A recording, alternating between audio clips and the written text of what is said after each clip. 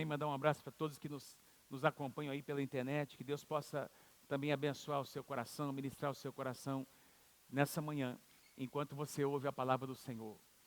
Queridos, dia 25, quarta-feira, no mundo inteiro celebra-se o Natal, o nascimento do Senhor Jesus, e a gente sabe que tem muita confusão, não é?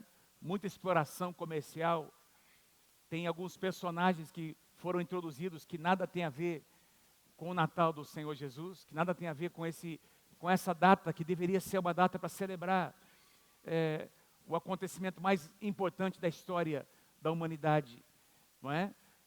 Melhor dizendo, um dos acontecimentos, porque o maior deles, na verdade, não foi o nascimento, mas foi a morte do Senhor Jesus. Jesus nasceu para morrer na cruz do Calvário.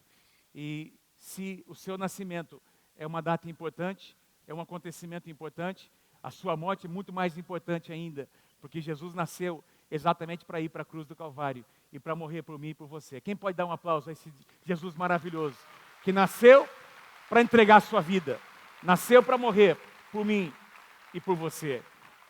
A data do dia 25 de dezembro não tem nada a ver, é uma data que foi, inclusive, trazida de uma celebração secular, não é? E alguns estudiosos dizem, pelos estudos, que Jesus deve ter, a provável data ou época do nascimento de Jesus foi entre setembro e outubro, exatamente quando o povo de Israel, é uma suposição, quando o povo de Israel celebrava a festa dos tabernáculos. Então a data do dia 25 de dezembro é uma data que foi trazida de uma celebração secular, não tem nada a ver com a data exata do nascimento. Alguns estudiosos, como eu havia dito aqui, pelos estudos feitos, não é? Pelas genealogias e o turno dos sacerdotes que estavam ali naquela época servindo, quando Jesus foi consagrado no templo, eles chegaram à conclusão de que Jesus provavelmente nasceu entre os meses de setembro e outubro, quando quando a nação de Israel celebrava a festa dos tabernáculos. Mas eu quero, amados, eu não vou falar sobre o Natal, eu vou falar sobre Jesus, a pessoa de Jesus, Jesus como nosso Messias, o que Ele é para nós, o que Ele veio fazer, amém? Esse é o mais importante, não é? Por que Ele nasceu. Mas eu quero, antes de entrar na palavra, expressar a minha indignação, e eu acho que isso vai se identificar, vai entrar em sintonia com o sentimento de muitos de vocês aqui. Muitos de vocês viram e ouviram uma publicação, um filme que foi lançado nesses dias por esse portal Porta dos Fundos, que é um portal que tem milhões e milhões de seguidores na internet. Eles têm feito anualmente, um grupo de humoristas, não é? E eles anualmente têm feito coisas no final do ano, mas esse ano extrapolou todos os limites. Eles lançaram um filme intitulado A Primeira Tentação de Cristo. Quem ouviu falar desse filme? Gente, os comentários foram tão intensos que eu confesso a vocês que eu vi o trailer e tentei assistir para ver, inclusive para conseguir ter fazer uma crítica a respeito desse filme. Não consegui assistir, tamanha blasfêmia, não é? Um filme que como eu disse, lançado pela Netflix, o nome do filme é A Primeira Tentação de Cristo, uma comédia extremamente ofensiva, que trata Jesus como um homossexual, que teria tido relações com o próprio Satanás. Deus é tratado como um homem que tem uma relação extraconjugal com Maria. Maria é tratada como uma mulher promíscua, uma prostituta, e tudo feito num ambiente de chacota, de zombaria, não é? E Deus é apresentado como um ser extremamente arrogante. E eu não sei quantos de vocês acompanharam na mídia, eles lançaram isso agora, nessa época, nessa semana de Natal. Isso foi lançado, já está rodando aí na Netflix, né? E houve uma reação muito forte por milhões e milhões de pessoas, não apenas evangélicos, mas católicos, espíritas, e até houve uma mobilização na comunidade muçulmana do Brasil, porque os muçulmanos têm Jesus como um dos profetas na sua religião. Jesus é tido como um dos profetas. Então houve uma grande mobilização. Eu não sei se você recebeu, eu recebi na minha caixa postal, não é? Para fazer um abaixo-assinado, milhões e milhões de assinaturas, e foi uma afronta, meus irmãos, uma afronta contra tudo o que se chama santo, tudo o que se chama a verdade. E nós, como igreja, precisamos demonstrar, quem está comigo diga amém, a nossa indignação. Precisamos demonstrar a nossa indignação. Eu estava lendo um artigo, e esse pastor comentou sobre o artigo 208 do Código Penal Brasileiro. Eu vou apenas citar aqui para vocês, e daqui a pouco eu vou entrar na palavra, para você entender como existe uma mobilização contra a igreja do Senhor Jesus. O artigo 208 do Código Penal Brasileiro diz o seguinte: que escarnecer de alguém publicamente, por motivo de crença ou função religiosa, impedir ou perturbar cerimônia ou prática de culto religioso, vilipendiar publicamente ato ou objeto de culto religioso, traduz-se em pena de detenção de 1 mês a 1 ano ou uma severa multa. Então o Código Penal Brasileiro, ele condena esse tipo de atitude. E nós, como igreja, muitas vezes, meus irmãos, temos sido perseguidos por apenas pregar o que nós cremos, não é? E a gente às vezes é tão perseguido, tão criticado. E esse portal aí lançou esse filme. Não foi feito absolutamente nada, mas nós queremos registrar aqui a nossa indignação como povo de Deus. Queremos entrar em sintonia com os cristãos aqui do nosso país, para demonstrar, dizer que nós não concordamos e não aceitamos uma situação como essa. Quem está comigo, diga amém. Mas isso mostra os tempos difíceis em que nós estamos vivendo. Isso mostra, meus irmãos, que existe toda uma mobilização para falar uma mentira como se ela fosse uma verdade. Isso mostra uma articulação de Satanás, não é? Do espírito do anticristo. Eu queria ler com vocês uma passagem que fala sobre o que iria acontecer nos últimos dias. Põe para mim o próximo slide. 1 João, capítulo 4, versículo 3, diz assim: mas todo espírito que não reconhece a verdade, todo espírito que não reconhece a verdade a respeito de Jesus, não é de Deus. Todo espírito que não reconhece a verdade a respeito de Jesus não é de Deus. Esse é o espírito do anticristo. Tem muita gente que crê, e é bem provável que surja ainda um grande líder, não é, que irá mobilizar o chamado anticristo, não é? É teologicamente reconhecido como um grande líder, ou alguns líderes que vão se levantar nos últimos tempos. Mas muito mais do que uma pessoa, o anticristo tem a ver com o espírito que resiste à verdade. Esse é o espírito do anticristo, sobre o qual vocês ouviram que viria ao mundo, e de fato já está aqui. Meus irmãos, é o que o apóstolo João diz, que é um espírito que não reconhece a verdade a respeito de Jesus. E qual é a verdade? Qual é então a verdade? Qual é a verdade que nós queremos proclamar, que nós vamos continuar crendo e proclamando sobre Jesus Cristo? A verdade é que Jesus é a pessoa mais importante do universo. Jesus é a pessoa mais importante que jamais viveu sobre a face da terra. Ele nasceu para morrer na cruz do Calvário, para trazer redenção para toda a humanidade. E nós estamos aqui porque Jesus morreu na cruz do Calvário, o seu sangue foi derramado, e nós experimentamos a vida por meio de Jesus. As suas obras, o seu ministério, os seus ensinamentos estão registrados aí no Novo Testamento. A sua vida, a sua vinda separou a história, dividiu a história da humanidade entre antes de Cristo e depois de Cristo. Tamanha é a sua importância. Quem acha que Jesus é importante, diga amém.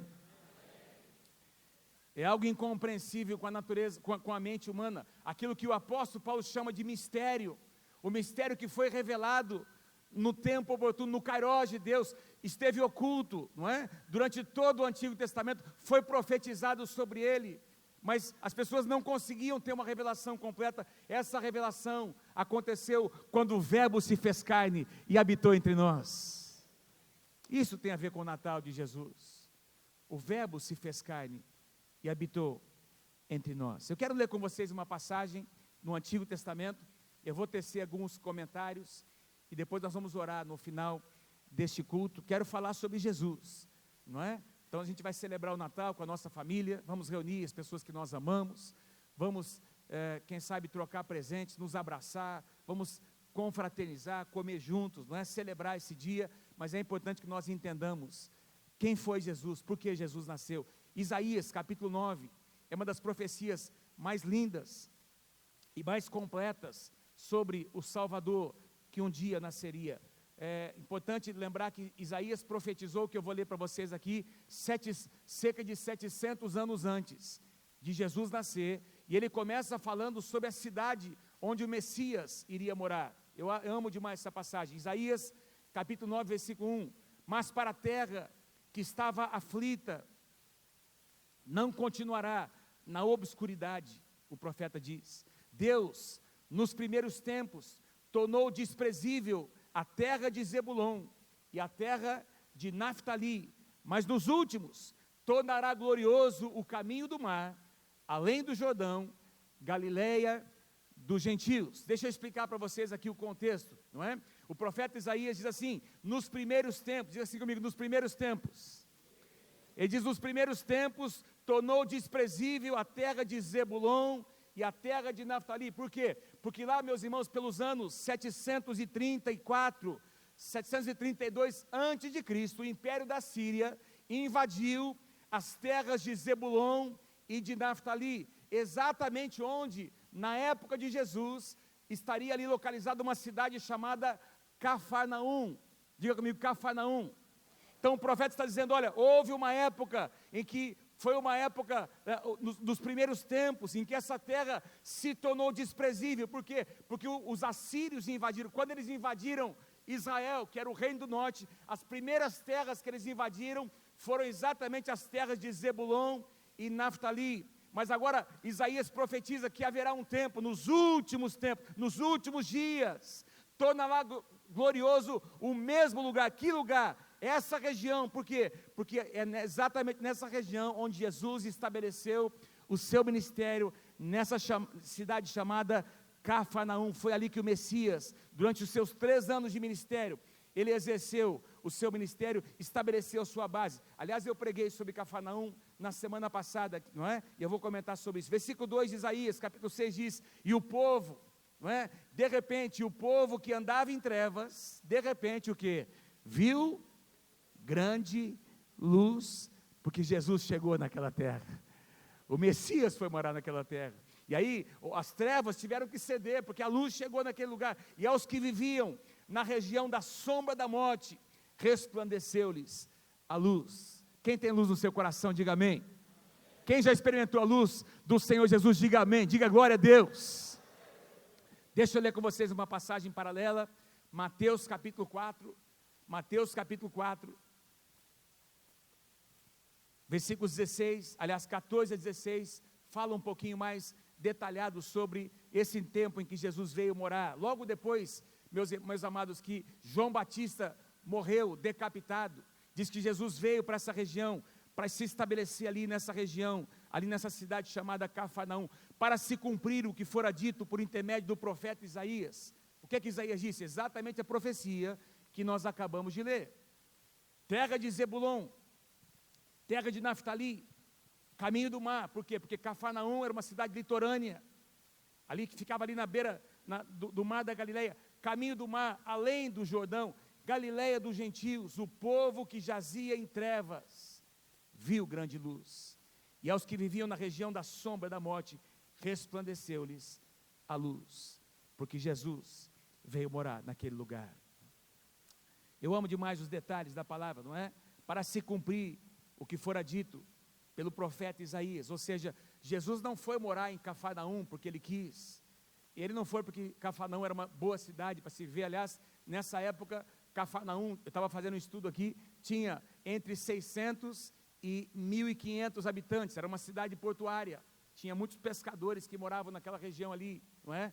Era uma região por onde passava muita gente. E, queridos, era onde morava também Pedro, seus irmãos pescadores. E onde Jesus chamou muitos dos seus discípulos para se tornarem pescadores de homens.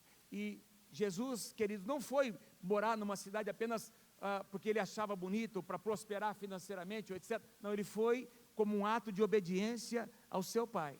Havia uma profecia, havia uma declaração. Tem muita gente, e eu queria fazer aqui um paralelo, tem muita gente tomando decisão muito séria na sua vida, queridos, apenas buscando, não é, coisas naturais, e eu tenho certeza que você vai concordar comigo, as nossas decisões, meus amados, precisam ser pautadas pela obediência. Será que Deus está dizendo? Será que Deus deu essa direção? E aí, nós encontramos aqui nesse contexto, Deus dando a direção para Jesus ir morar numa cidade, onde o profeta havia já profetizado, que ele estabeleceria o seu ministério ali, e quando ele chega, as trevas dissipam, as trevas se retiram, e o povo que jazia em trevas, viu grande luz, e aos que viviam na região da sombra da morte, resplandeceu-lhes a luz. Uma cidade inteira, e a gente vai, se você procurar saber, você vai entender que as pesquisas mostram que Cafarnaum era uma cidade assim, onde havia muita miséria, muita prostituição, cidade portuária, e Jesus vai para este lugar, Jesus vai morar neste lugar, e as trevas começam então a ser dissipadas, porque Jesus entra naquele lugar. Quando Jesus chega no pedaço, o negócio muda. Quem pode dizer amém? Você carrega a presença do Senhor Jesus, você carrega, e onde você está, onde você vai, eu creio de todo o meu coração, que as trevas vão recuar naquele lugar, amém? Jesus, naquela cidade chamada Cafarnaum, pregou na sinagoga, ministrou nas ruas da cidade, ensinou e curou na sua própria casa. Eu fiz aqui uma relação, meus irmãos, de milagres, além daquele que eu compartilhei com vocês da semana passada, sobre aquele paralítico, não é? Lembra? Que foi trazido e colocado como é que chama não é telhado, é tipo de uma abertura que tinha, não é? Ali, que foi colocado ali por cima na casa. Nós encontramos vários outros milagres, não é? A cura do servo do centurião romano aconteceu em Cafarnaum. 2 cegos também foram curados ali. Um homem mudo e endemoniado foi curado nessa cidade por Jesus. Jesus libertou ali um homem possesso de um espírito maligno, não é, imundo. Curou também a sogra de Pedro, porque a casa de Pedro era nessa cidade. Enfim, diversos milagres aconteceram ali. Vamos continuar. E agora o profeta Isaías vai falar sobre propriamente o nascimento de Jesus, versículo 6. Porque um menino nos nasceu, e um filho se nos deu, e o governo está sobre os seus ombros, e o seu nome será Maravilhoso Conselheiro, Deus Forte, Pai da Eternidade e Príncipe da Paz. Para que se aumente o seu governo e venha paz sem fim sobre o trono de Davi e sobre o seu reino, para o estabelecer e o firmar mediante o juízo e a justiça, desde agora e para sempre. O zelo do Senhor dos exércitos fará isso.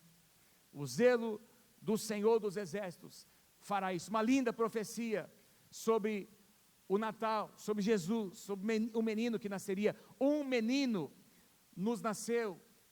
Põe para mim o próximo slide, por favor. Um menino nos nasceu. E tem aqui um significado. Eu gostaria de trazer para você alguns princípios importantes, meus queridos. Nasceu uma criança, nasceu um bebê, num lugar, assim, humanamente, naturalmente falando, muito desprezível.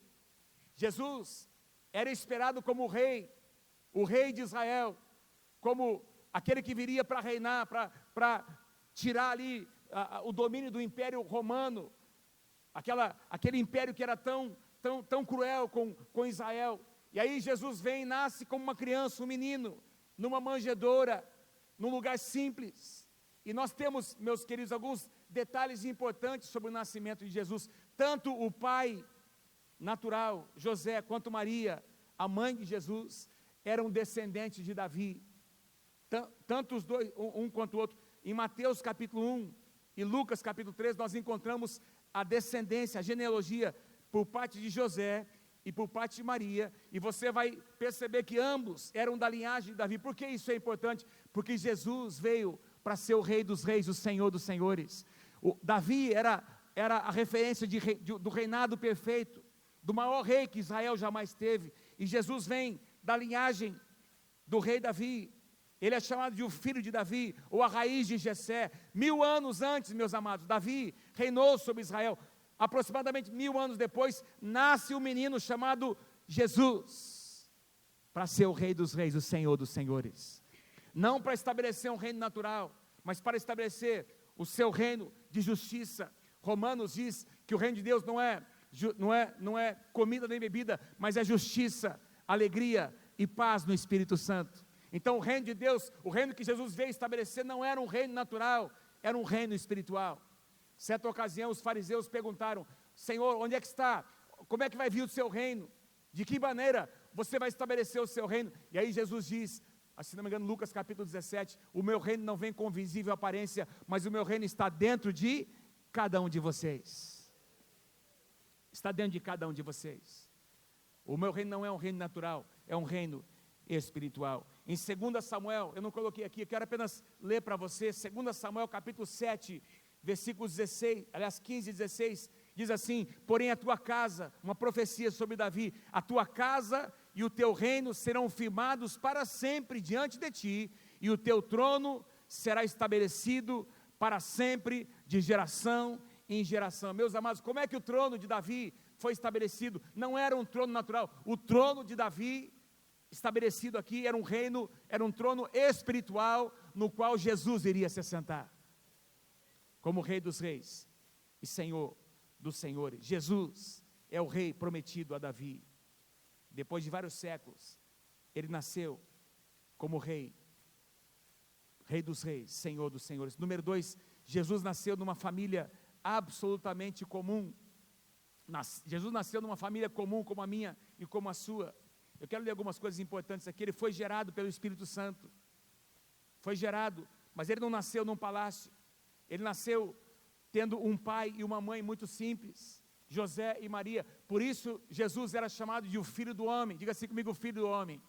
Sim, ele era o Filho de Deus, mas ele também era o Filho do Homem. Foi como homem que Jesus morreu por mim e por você. Como homem, ele teve que aprender a ser submisso. Certa ocasião, no início da sua adolescência, diz que aos 12 anos de idade, você lembra dessa passagem? Seus pais vão para Jerusalém para sacrificar na Páscoa, estão retornando para casa, e Jesus fica ali, e quando seus pais retornam, encontram ele conversando com os mestres da lei, e aparentemente mostra ali que os seus pais repreenderam Jesus, e tem um versículo que diz assim, Lucas capítulo 2, versículo 52, e Jesus desceu com eles para Nazaré, e era-lhes submisso.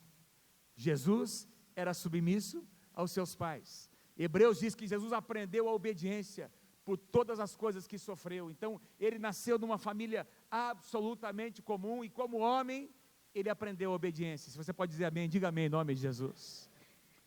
Por que isso é importante, pastor? Porque se Jesus foi obediente, eu e você também podemos ser. Se Jesus, sendo Deus, o próprio Deus como homem, ele agiu em obediência, ele agindo em obediência, nos ensinou o caminho da obediência, e ele foi obediente até a cruz. A palavra do Senhor diz que, pouco antes de ir para a cruz do Calvário, pouco antes de ser crucificado, ali no jardim do Getsemane, ele mais uma vez agiu em obediência, sua carne estava ali, se debatendo, e foi quando ele disse: Senhor, não seja feita a minha vontade, seja feita a tua vontade, Senhor. Obediência. Jesus morou em lugares absolutamente comuns na sua época. Nasceu em Belém, ficou um pouco tempo ali no Egito, fugindo, quando o rei Herodes deu aquele decreto para que as crianças recém-nascidas fossem mortas. Retornaram para passar os seus pais, onde Jesus passou a sua infância, em Nazaré. Nazaré era um vilarejo, irmãos, tinha ali, poucas famílias moravam naquele lugar, e aí Jesus vem e estabelece o seu ministério ali na cidade, como nós acabamos de ler, na cidade de Cafarnaum. E eu não sei se você sabe disso, mas a distância maior que Jesus percorreu foi 300 quilômetros a partir de onde ele nasceu. Jesus nunca saiu para uma distância maior de 300 quilômetros a partir de Belém, de onde ele nasceu. Foi a distância máxima que ele percorreu, portanto, foi naquela região ali, onde Jesus esteve, lugares muito simples, muito comuns na sua época. Em quarto lugar, Jesus recebeu formação natural e intelectual. Ele sabia ler e escrever, o que era algo já acima do padrão na sua época. Jesus tinha uma profissão. Quem aqui acha que é bom ter uma profissão? Amém, queridos? Jesus era uma pessoa que produzia. Ele aprendeu uma profissão com seu pai. aprendeu a ser carpinteiro. Como primogênito, ele era o responsável por cuidar da sua casa. Não é? Cuidar da sua casa. Quando o seu pai, historicamente a gente fica sabendo que seu pai vem a falecer, Jesus se torna o responsável, sendo o primogênito da sua casa, e por isso na cruz do Calvário, ele coloca João como responsável para cuidar da sua mãe, porque como filho primogênito, ele tinha essa responsabilidade de cuidar da sua mãe. Ele sabia falar aramaico, que era a língua mais comum entre o povo, conhecia o grego, sabia ler em hebraico, porque o Antigo Testamento era escrito em hebraico, e ele diversas vezes leu a lei nas sinagogas, e ele era chamado de rabi, de mestre, que era um título bastante importante, o que mostra que Jesus era uma pessoa acima da média. Amém, gente? Jesus sabia o que estava fazendo, ele tinha uma sabedoria acima da média. Lucas capítulo 2, versículo 40 diz: crescia o menino e se fortalecia, enchendo-se de sabedoria, e a graça de Deus estava sobre ele. Louvado seja o nome do Senhor. Ele nasceu como menino, mas ele foi crescendo em graça, em sabedoria, enfrentou as coisas que nós enfrentamos: frio, fome, sede, cansaço, tinha necessidades. Como homem, ele passou todas essas necessidades, foi tentado, mas nunca pecou. Hebreus capítulo 4, versículo 15 diz: antes foi ele tentado em todas as coisas, a semelhança humana, mas o que? Sem pecado. Então o que eles estão dizendo nesses filmes é mentira. A verdade é o que a palavra de Deus diz sobre o nosso Senhor e Salvador Jesus Cristo. Essa é a verdade. Jesus nunca pecou. Ele sempre foi vencedor sobre as tentações e nos ensinou o caminho da vitória. Vamos continuar no capítulo 9 de Isaías. Um filho se nos deu, é a segunda expressão. Um menino nos nasceu, um filho se nos deu. A palavra filho aqui é uma palavra-chave no contexto da palavra, não é? Porque Jesus era filho de Deus e era filho do homem. Era filho de Deus Pai, mas era filho também de José e de Maria. João capítulo 3, versículo 16. Quem lembra dessa passagem? João 3,16, comigo lá, todos juntos, vamos lá. Porque Deus amou para que todo aquele que nele crê não pereça. Ele amou de tal maneira que deu o que ele tinha de melhor, seu filho amado, seu filho unigênito. Então, Jesus era filho, um filho se nos deu. Ele era filho do homem, mas era também filho de Deus. Deus entregou o que tinha de melhor. Versículo, ainda lá no capítulo, lá em Isaías, a continuidade do versículo nós lemos: o governo está sobre os seus ombros. O governo está sobre os seus ombros. A palavra governo aqui significa autoridade. Diga assim comigo: autoridade e domínio. Amém? Autoridade e domínio. O governo está sobre os seus ombros. Queridos, Jesus não veio apenas para ser o nosso Salvador. Jesus veio para governar as nossas vidas. Jesus veio para ser o nosso Senhor. Diga amém se você crê em nome de Jesus. Jesus veio para ser o nosso Kyrios, Senhor. Talvez você não se lembre disso, mas os cristãos do Novo Testamento foram perseguidos depois, primeiro pelos judeus e depois pelos romanos, porque o único Senhor que eles confessavam era o Senhor Jesus Cristo. Eles não confessavam César como seu Kyrios, o seu Senhor, e por isso foram mortos, foram sacrificados, porque Jesus veio para ser Senhor, Salvador, mas veio também para ser o nosso Senhor. O nosso Senhor. Eu quero declarar em nome de Jesus que em 2020, Jesus será o teu Senhor. Jesus vai governar a tua vida. Jesus vai governar a tua casa. Diga amém se você crê em nome de Jesus. Jesus vai governar os teus negócios. O governo está sobre os seus ombros. Eu aceito. Aceitar Jesus como Salvador é aceitá-lo também como nosso Senhor, como nosso Kyrios, como aquele que governa as nossas vidas. Isaías capítulo 22, versículo 22 diz, outra profecia sobre Jesus: eu colocarei sobre o seu ombro a chave da casa de Davi, Eu colocarei sobre os seu ombro a chave da casa de Davi. Ele abrirá e ninguém fechará, e ele fechará e ninguém abrirá. Quem aqui crê que Jesus tem poder para abrir portas? Diga amém.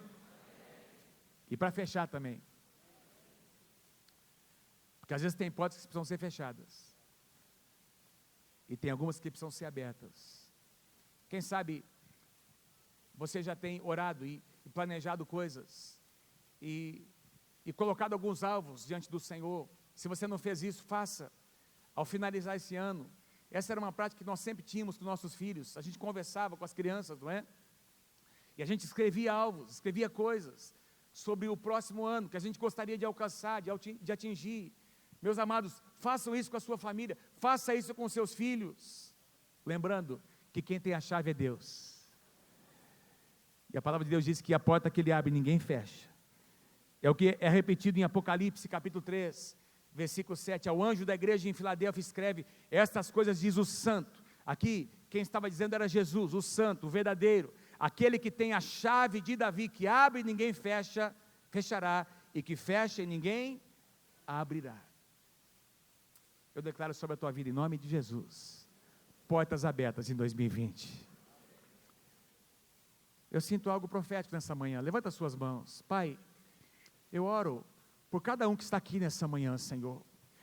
Cada um que veio aqui nessa manhã, Pai, que veio para ouvir a Tua palavra, Senhor.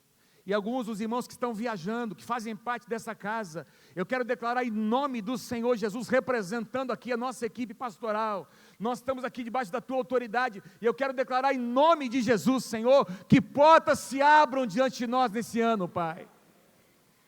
E que o diabo seja frustrado, Satanás seja frustrado, aquele que vem para roubar, matar e destruir, seja frustrado nas nossas vidas, Senhor. Nós declaramos que viveremos para ver portas se abrirem diante de nós, porque nós cremos que Tu tens o governo sobre os Teus ombros, e que Tu tens a chave da casa de Davi nas Tuas mãos, Senhor. A Tua palavra diz que a porta que Tu abres, ninguém vai fechar. É o que nós cremos, é o que nós cremos em nome do Senhor Jesus. Dê um aplauso se você crê.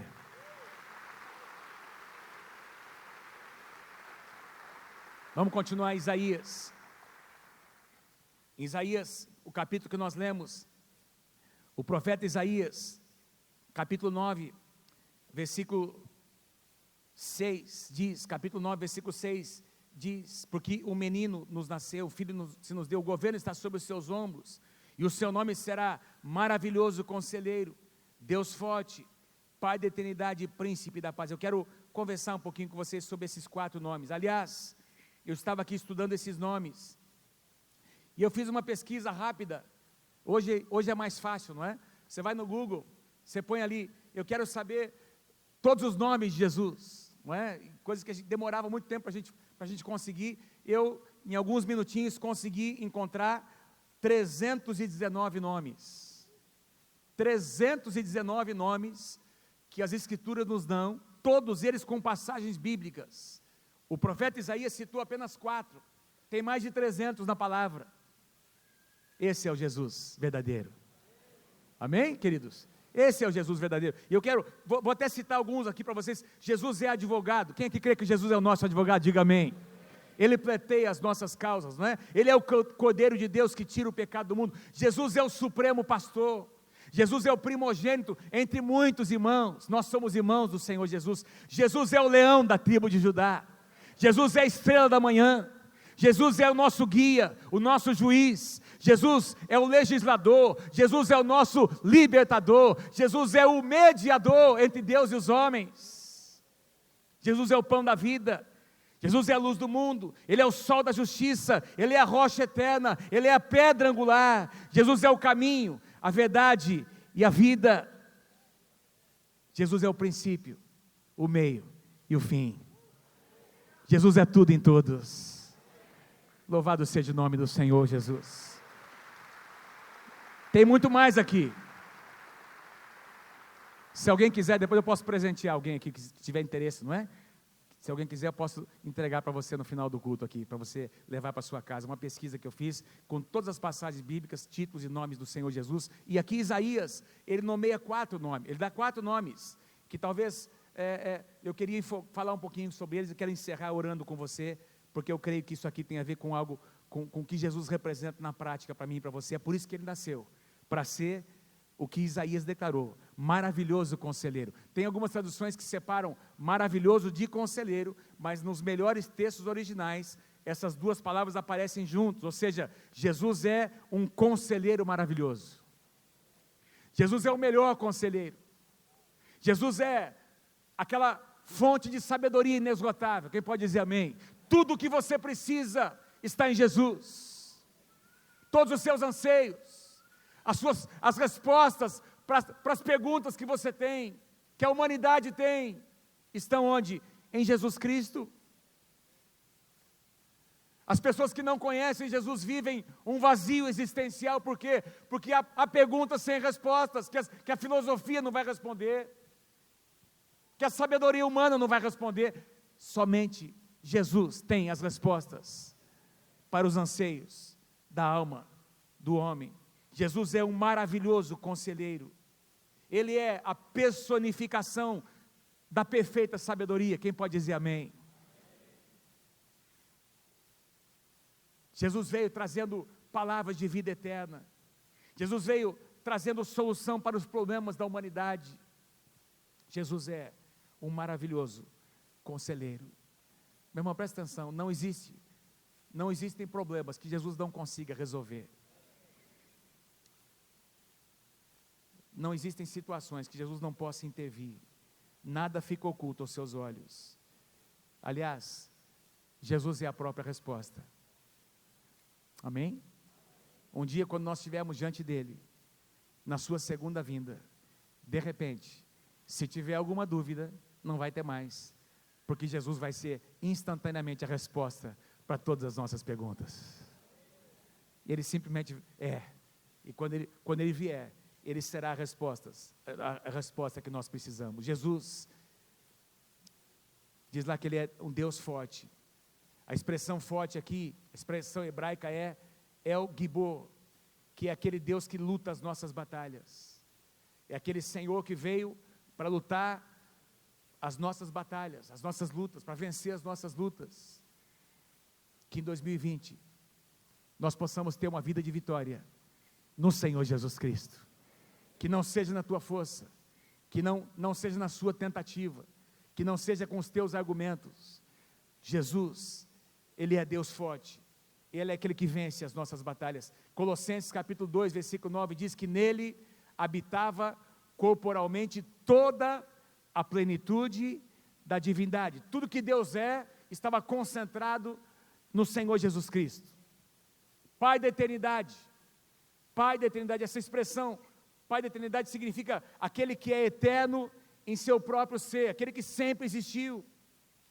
Você e eu sabemos que a figura de pai, não é, está mais relacionada a Deus, mas num certo sentido Jesus como pastor, o Senhor é meu pastor, nada me faltará. Jesus como o supremo pastor também exerce a figura de pai sobre nós. Quantos aqui pode dizer que Jesus tem cuidado da sua vida como supremo pastor? Amém? Príncipe da paz. Príncipe da paz. Jesus veio como Messias para resolver uma situação que havia de inimizade entre Deus e os homens, para trazer paz entre Deus e os homens. Em Romanos capítulo 5, Paulo diz que nós somos justificados mediante a fé para que nós possamos ter paz com Deus. Diga assim comigo, paz com Deus. Por que paz com Deus? Porque Jesus é o príncipe da paz. Onde havia inimizade, onde havia separação, Jesus veio e construiu um caminho. Hebreus diz que ele abriu um novo, pelo seu sangue abriu um novo e vivo caminho, até a presença de Deus, do Pai, onde havia inimizade. Então existe agora paz. E essa paz não é apenas uma paz no sentido relacional com Deus, é uma paz que eu e você podemos desfrutar no nosso dia a dia. No nosso dia a dia. Do dia 1º de janeiro até o dia 31 de dezembro de 2020, você vai desfrutar da paz do Senhor no seu coração. Não importa o que aconteça, você tem disponível a paz do Senhor Jesus, porque Ele é o príncipe da paz. Ele é o príncipe da paz. Meus irmãos, eu quero encerrar com o último versículo. Tudo que nós dissemos aqui tem a ver com Jesus. Ele nasceu para significar tudo isso que eu tenho compartilhado com vocês. Mas eu quero ler uma última passagem, 2 últimos versículos, quando o anjo se apresenta a Maria, aliás, a José. Quando o anjo se apresenta a José, porque Maria achou-se grávida pelo Espírito Santo, e nós temos dentro desse contexto agora José decidindo no seu coração abandonar Maria. Era uma situação extremamente constrangedora. Naquela época, é como se eles já estivessem casados, porque o noivado já era um compromisso de aliança. E quando José fica sabendo que Maria se achava grávida, no seu coração ele decide abandonar. Ele ia embora para algum lugar, e aí um anjo do Senhor aparece a José para dizer essas palavras, para dizer para José: não temas, porque o que está sendo gerado é do Espírito Santo, é o Filho de Deus que está sendo gerado. E aí nós lemos em Mateus capítulo 1, versículos 22, 23, ora, tudo isto aconteceu para que se cumprisse o que fora dito pelo Senhor, por intermédio do profeta: eis que a virgem conceberá, Isaías profetizou, e dará à luz um filho, e ele será chamado pelo nome de, todo mundo comigo, qual que é o nome de Jesus? Emanuel, que quer dizer Deus conosco. Isaías profetizou sobre alguns nomes, e nós temos agora no Novo Testamento uma revelação maior dizendo que Jesus seria reconhecido com o nome de Emanuel, que significa Deus comigo, Deus na minha casa, Deus na minha família, Deus nos meus negócios, Deus na minha célula, Deus no meu trabalho, Deus onde quer que eu esteja, Deus conosco, Deus comigo. Meu irmão, presta atenção, esse Jesus nasceu não apenas para morrer por você, ele nasceu para nunca mais te abandonar. Ele nasceu para morrer na cruz do Calvário, mas nasceu também para estar com você ao seu lado todos os dias da sua vida, para que você perceba e sinta que ele é um Deus Emanuel. O que significa isso? Deus comigo. Quando eu preciso de uma situação específica, qualquer que seja, ele se apresenta como aquilo, como conselheiro, como Deus forte, como aquele que traz a paz, como aquele que abre portas, como aquele que ouve as minhas orações, como aquele com quem eu posso conversar e ter comunhão. Ele é Deus presente. E esse conceito foge, meus irmãos, tudo aquilo que as demais religiões têm como um Deus que está em algum lugar distante, que tem que ser adorado e venerado, e para quem tem que ser dado oferendas. Esse conceito é totalmente contrário a todo o conceito dos demais deuses. Por quê? Porque os deuses, os milhões de deuses que existem, estão longe, estão distantes, mas o nosso Deus se fez carne para se tornar Deus Emanuel, presente comigo, com você, todos os dias da nossa vida, para nos acompanhar, nos servir, nos abençoar, nos cobrir, nos revestir de força.